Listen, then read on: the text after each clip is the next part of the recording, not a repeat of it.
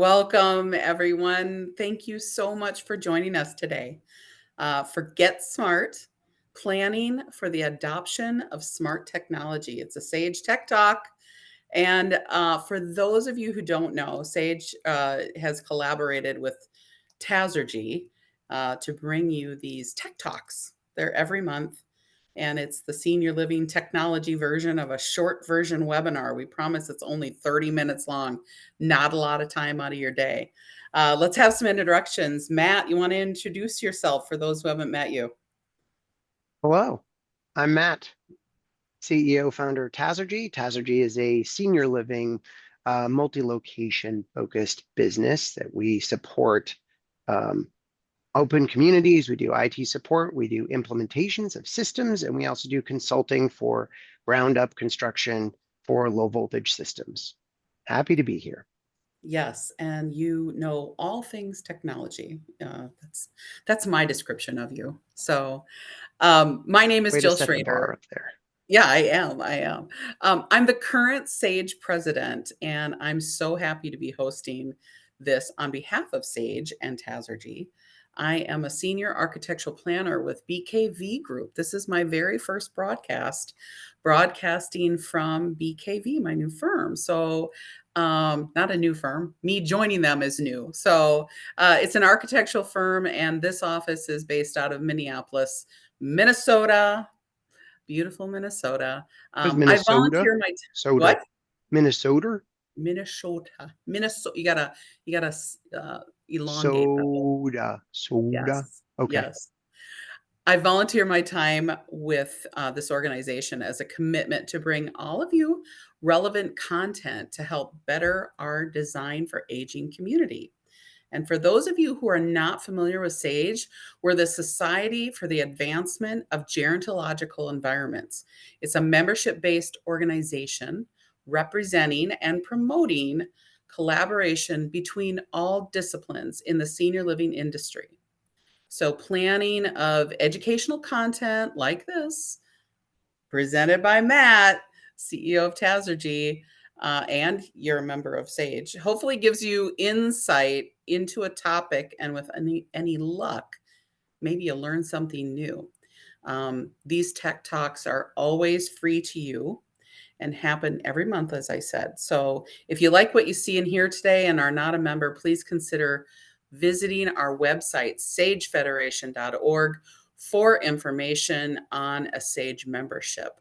There's also a benefit that we'll talk about for membership benefit for Tazergy at the end of this, Little but teaser. a little teaser. There you go. So, Matt, you live in a world of tech, supporting system design, implementation, and consultation for our field. Tell us. Let's get started with the planning for adoption of smart technology. It's a mouthful there. Let's start with the topics that we wanted to cover in today about smart technology: public amenity areas versus private living spaces. You want to kind of explain what kind of smart technology we could see in either of those spaces so we kind of get an understanding? Sure thing.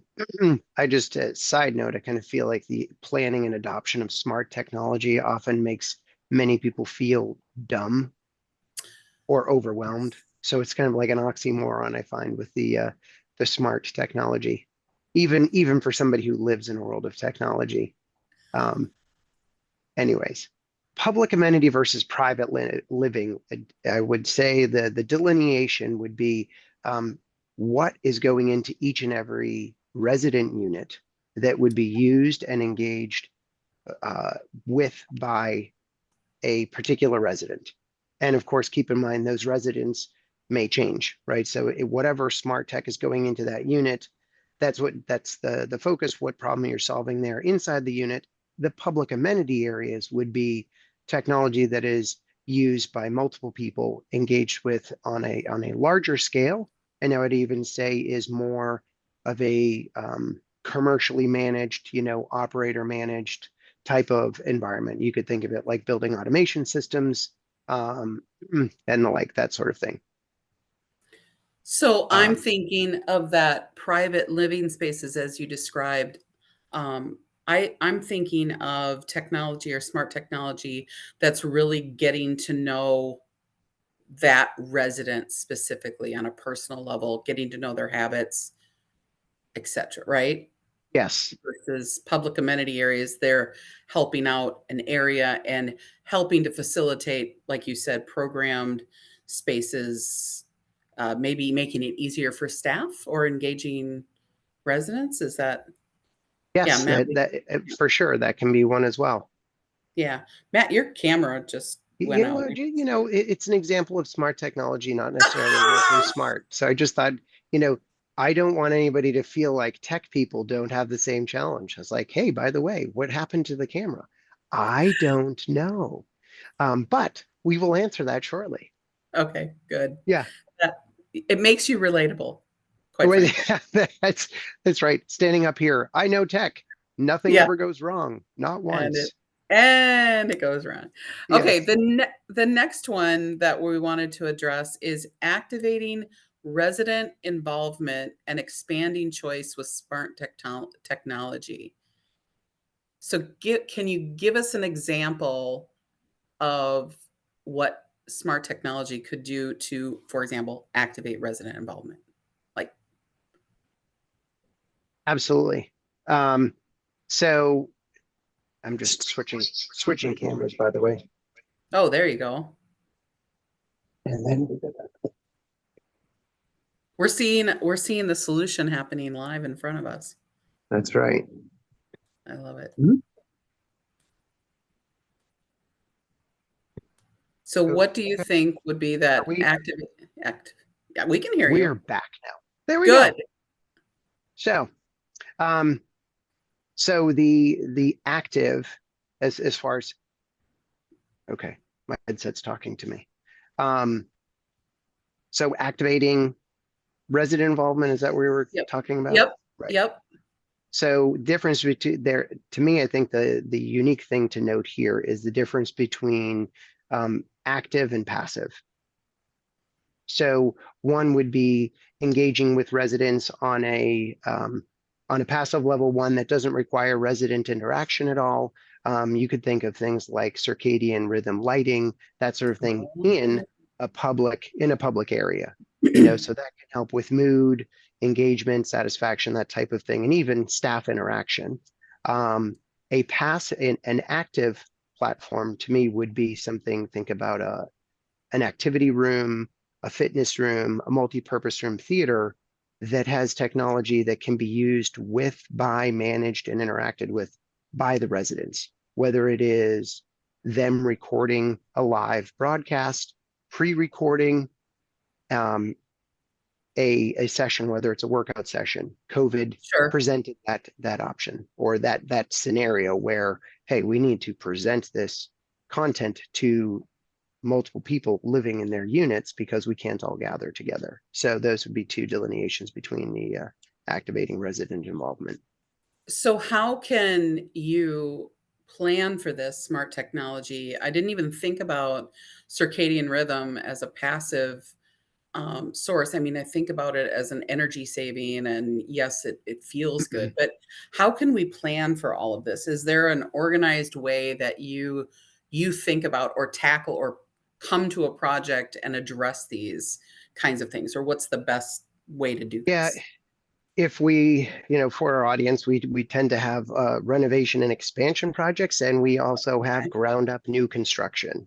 So in both scenarios, if you're an architectural firm, you have your design teams, and generally you're talking with your electrical engineer, your mechanical engineer for those common area amenities and smart tech. So generally those types of engineers have a firm understanding of the pros and cons as far as energy efficiency, Yeah. savings, and kind of the the, the pros an interaction standpoint. I'd say the challenge in that landscape is that usually those engineers are not equipped and don't have the perspective on how those systems are managed. Yeah. It's not their job, it's not their perspective and focus. For senior living communities, that to me is the size, that's the iceberg beneath the surface. Yeah. When we put in these systems, and if they can't be easily managed, maintained, leveraged, that presents a challenge to an operator. So I'd say in order to embrace this, some of those administration questions, the after we've purchased, how does it operate? How do we manage it? How do we leverage it? Yeah. So I'd say focus beyond just, ooh, we need the smart tech. Let's dig in a little bit on how the systems are managed, how they're operated. So two things on that, Matt. Coming from some communities are design build, and Mhm. maybe they don't have the engineering upfront. So how do these administrators or developers kind of plan or think about or even strategize of what's a priority, what's less of a priority? Is it communication? Is it lighting? Is it um, to know which are more valuable than others? Is it always going to be a conversation of how it can help staff, for example? Like, is there a ranking that you would give advice to on how to approach that? Because activating resident involvement, both the passive and the Right. active, like you were saying, I mean, those seem equal importance to me. I mean, how do we know what we should be looking at if we don't have those Uh, engineers? for sure. I mean, the engineers are great, a great resource for presenting some options that they've seen. Okay. Vendors that may, have come to those electrical engineer, mechanical engineering firms Yep. and said, hey, here's how you do these things. Um, but those engineering firms, my highlight was understand that those engineering firms don't understand, they generally are not digesting, investigating how those systems are managed. Ah, They're focused on the purchase, the installation, the operational efficiency, meaning, is this a cost savings to run? Can we reduce the utility bill? Can we reduce the heating bill? Is it quote unquote smart? Um, yeah. where I've seen challenges is that generally a subcontractor's installed it, and then the community then has to figure out how to run it. And sometimes those systems I've found are low on usability, Yeah. if that makes sense. Now, from Mm, your question on prioritizing, yeah, how do you prioritize and how do you do that?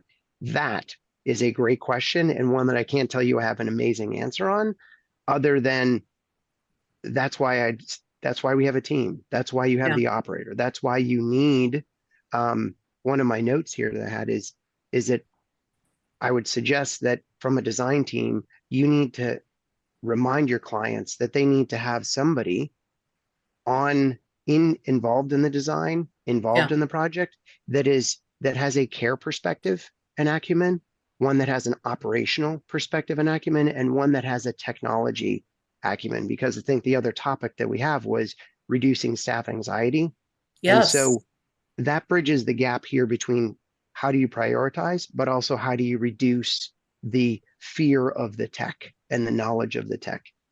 If you don't have the person, the trusted person on the operator side that can yeah, say, hey, listen, what they're saying makes sense, and here's how we can peel back some of the layers and give some sort of at least blessing of what it is. That to yeah, me is how you reduce the fear, the anxiety of the adoption, because yeah, people who are good at providing care and paying attention to people generally don't want to be good at technology. yeah, They're not, it's not their gifting.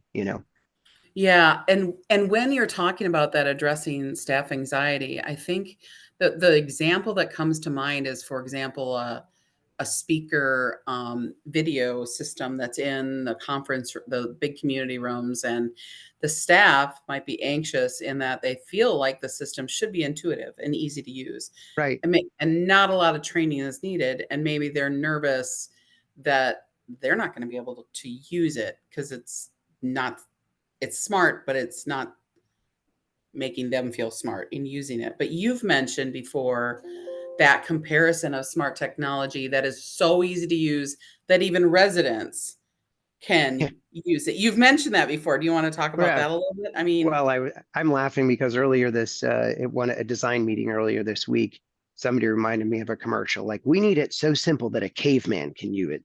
it's It's like, true. what was that? That wasn't that like Geico? No, it wasn't Geico. Was it Progressive? Something like that. I I forget what know. insurance agent. Yeah, Yeah. but to that point, agreed. It needs to be. it's the KESS mentality. Keep it simple. It Keep it needs to simple. be usable. Otherwise, if it's too complicated, it's going to sit dark. It's going to sit unused. People are going to unplug it. And there's two And sides to that: yeah, usability, but then system support, right? Like yeah. it needs to have both. And could that kind of thinking or planning increase, I know it's like it's an obvious thing, but I'm just saying it of like, could it happen? For example, I'm thinking like a theater. Could it increase resident involvement in that that resident is or any resident can come and start a movie? They don't it doesn't need to be a Yeah, program space per se by a for staff sure. member. Yeah. I mean, if it's It, that easy to use, I'm not sure I'd be the one to do it. I mean, I still have to call my daughter to figure out how to use my phone, but man, I'm not a good example. But I mean, fair, but fair that enough. might It's be the kind of crowd we're talking to, right? I mean, eh, for sure. I mean, that type of community, I would think might be more like a CCRC campus type yeah, ILAL, yes, you're right. where you have a bigger theater or something to that effect. Yeah, If you're just talking simply your standard assisted living memory care type community, 50 to 100 bed, that would be a multi-purpose room.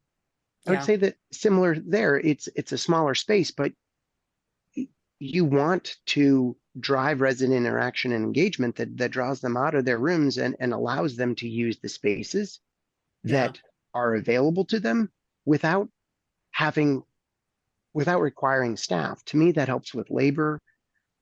It also helps with customer satisfaction. It also helps with the resident bragging to the resident families about how much fun it is and easy to use, and they can come on in and host yeah, is something to that effect. I mean, we have definitely done projects where we helped convert a theater that was significantly complicated to use yeah, and enable it to be used and driven by resident council. The staff are not the ones that need to drive it. yeah. By the way, for those who are watching, you don't need to wait till the end if you have questions. You can type them into that chat. We'll ask them right now because this is only a half hour long. So we want to make sure that we address anything that you have in mind right now for Matt for smart technology. I thought of something as we're talking about the staff anxiety, and it was just on the heels of another project I was working on where we were looking at or exploring some smart technology in that um, that two examples. One, it was in a domiciliary where they provide board and care. So all of the veterans have got to go and get and pick up a ticket for each of their meals. And what I was looking at is there a smart technology system, kind of like an ATM machine or something, where you can do a fingerprint and identify that person, and then they can go in and get their meal. There's no lining up at a window, 145 people in line 3 times a day to get a physical paper ticket. Mm. And I was looking at that and then thinking about staff getting nervous that this piece of technology might be replacing their job.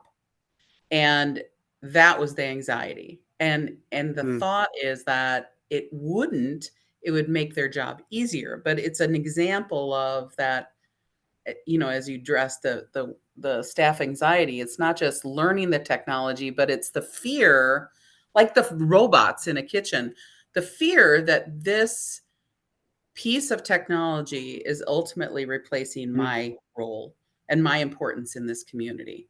I mean, how can So we communicate this, Matt?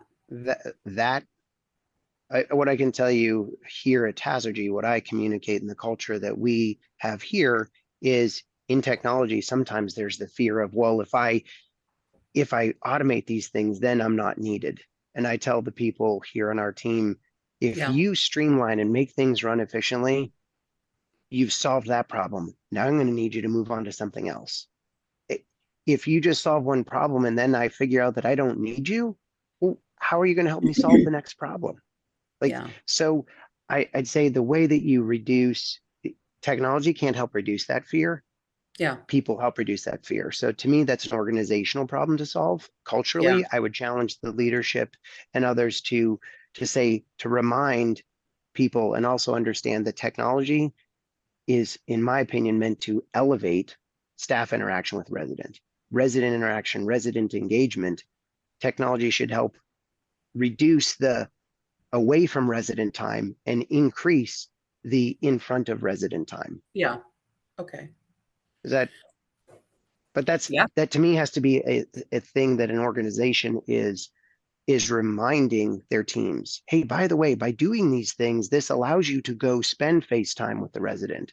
I don't Yeah. need you to go fill out this report. I don't need you um, to hand out tickets. Yeah. Yeah. You know, in, just with technology, we were in a design meeting, and your example reminded me of um, with low voltage division 27 and 28 systems for new construction, but even for renovation. The systems, in order to make them work well, there's an integration piece that has to Yeah. occur. Your example of point of sale, in order for the fingerprint, the technology exists, Right. the format exists, right? But that fingerprint needs to be married to the resident, which then Yep. needs to be married to the point of sale system. So the underlying back end system would be, if you talk about a hotel or amenity, the property management system. Yeah. So in senior living, it just elevates that in order to make this work better, Yeah. it can't be go buy a better system. Right. It's actually paying attention to how the systems interact and that they can, right? So to get rid of that ticket, we need to make sure that we have the resident built and that we have the fingerprint, and then that can talk to the point of sale to say, okay, meals now, Layers. Yeah. right? You Layers can't and just go, layers. Yeah. yep, you can't just go say, oh, I need a point of sale system that can do this for me and solve that problem. Yeah. So here's a question. Is that in prioritizing smart technology systems, are there systems that will not be outdated as quickly as other systems? And when you're talking about the communication of the network between dietary, the nurse, and the Mm-hmm. resident or that system, are there, I mean, there's many parts of that that could fail. Are there Is there a fail-safe? I'm guessing there's no, but there's no fail-safe. But are there technologies or ideas, a streamlined idea, that are pretty advanced and pretty developed that are not gonna get outdated so quickly? What's your opinion there? Well, just if I think one of there's might be two pieces that you're asking. One is you used fail, in systems and interaction and making sure that how they interact when it isn't working, that you know it. Yes. Okay. So from an engineering standpoint, from putting that solution together, it needs to be intentional. So this would be not something that you could expect a general contractor to solely solve. Hey, we just put in a performance spec and it's in and it works flawlessly. Like Mm, in order for it to work, it needs to be driven by somebody, sure. right? Okay. That makes So sense. Yeah. okay, so that's a piece. So paying attention to how those environments and ecosystems interact, paying attention to what level of failover, and we use the term high availability. What flavor of high availability do we need from a connectivity point to an internal connectivity point? Wireless access points, switching, also ISP connection points, Yeah. backup generator. If you're pay attention to high availability on one point, but you don't have a backup generator, well, generally something that's going to fail is going to be power. So it's kind of like, well, why would you focus on high availability here, but then not have generator power? It kind of negates the effectiveness of a system. So we need to think about Yeah. multiple angles as we're looking at this. So that's one piece. The other piece is there a timeless system that is either able to be recommended or any advice, counsel on what you should steer towards? Um, the simple answer is no. There isn't just a single thing that you can go buy that is going to be Yeah. timeless. We've had some tech talks previously about infrastructure, copper versus fiber. So there are Yeah. certainly technologies and mediums that are worth investing in now that Sure. won't require you to change out or upgrade. Over Okay. the years, we've had conversation about reducing the need for multiple different wireless access points, whether it's Yeah. one for locking, one for e-call, one for Wi-Fi, one for Yeah. phone system, one for, absolutely. For sure, there should be an emphasis and focus on intentionally reducing the number of infrastructure things that are needed, because then that allows you to better answer and pay attention to high availability, failover, and making sure Right. that when things aren't working, that you can know Okay. that I think driving towards convergence, that Yeah. allows you to build a network that delivers a level of stability and high availability that other systems can leverage. And I think Yeah. that can Yeah. also help reduce fear. Previously, sometimes, a Wi-Fi network may have been built for public Wi-Fi only. Sure. And then you Yep. just start bolting other things on, and people are like, it's terrible, it doesn't do it. And you're like, hold on, it wasn't built for that. Right. Right. Oh, Yeah. Um, I I love was our trying to, conversation. Yeah, we're almost at 30 minutes. are I we? do want, Matt, I want you to be able to explain that member benefit for people yet, and also to remind everyone this is being recorded. So you can access it on the website at any point in time or spread the word. Send the link to any of your friends to spread the word. But Matt, you want to review that member benefit real quick? Yes, I can pull my Vanna White and say, hey, the member benefit for all new Sage members Yes. that sign up. Tazergy is offering a um, a benefit to all new members that where we will offer you a consultative uh, review. You can Yep. engage Tazergy. So whether you sign up, just make sure that you mention it to whomever you speak with. Could be Yeah. Lori, whoever you end up talking with at Sage. Um, they will then connect you with a member of our team, and we will be able to Yeah. schedule a consultative review. I think the dollar value is less than $1 million worth of consulting, but it's something reasonable. Well, here's the thing is that we're as a sage as the sage president, we're very excited about it because technology is such a scary topic for people Hmm. who don't want to. They want to wait till the last minute to address it. And we want to make this conversation and addressing technology concerns. Are we covered? What important things do we need to cover as accessible as possible? And that's why we're Hmm. coming together. So Oh, and yes, I this is why we have a good team, because see, I there's two things I've demonstrated my level of imperfection as a human. Okay, so I use the word very distinctly, new members. I'm reminded it is for Sage members. Sage members, you don't have to be a new member. That's correct. Yep, There that's you right. go. This All is right. Lori with Sage, and I'm just going to chime in and say we always send out a link to the session recording after the session. And in Yes. that email, there will also be a link that you can fill out if you're interested in taking advantage of that member benefit. Perfect. Thank you, Lori, for jumping on. When this session ends in 1 minute, you'll be posed with a survey. Please fill out that survey. And if you think of a question that's related to smart technology or really any technology question, please email us at info@sagefederation.org.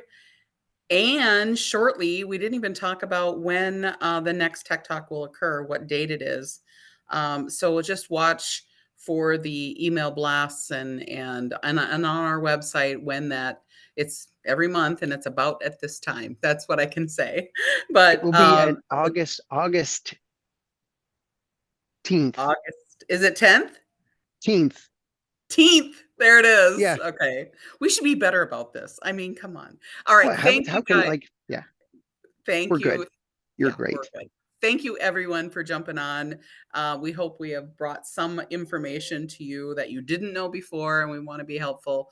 And we sincerely appreciate everyone who's able to jump on. Absolutely. So, and thank you, It's Matt. smart technology. Please understand that it is and can be overwhelming. So we're here. If there's any questions that didn't come to mind, please Right. reach out. Yeah. Wonderful. Thank you. Bye, everyone.